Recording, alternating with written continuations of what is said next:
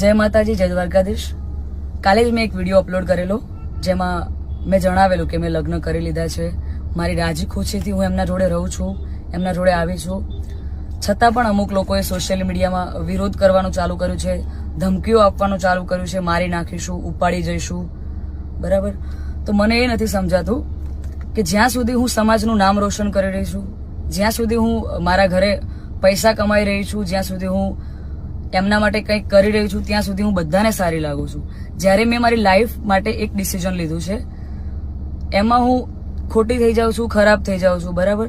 અને એને લઈને ઘણા બધા લોકોએ એવું બી મૂક્યું છે, સમાજવાળાઓ લોકોએ, કે ભાઈ અમે દીકરીઓને ઇન્સ્ટાગ્રામ, ફેસબુક બધું યુઝ કરવાનું બંધ કરાવી દઈશું. તો આ નિયમ ફક્ત દીકરીઓ માટે કેમ છે મને એ નથી સમજાતું. આપણા દીકરાઓ જ્યારે કોઈ બીજા સમાજની દીકરીને લઈને આવે છે ત્યારે આપણે બધું એક્સેપ્ટેબલ હોય છે.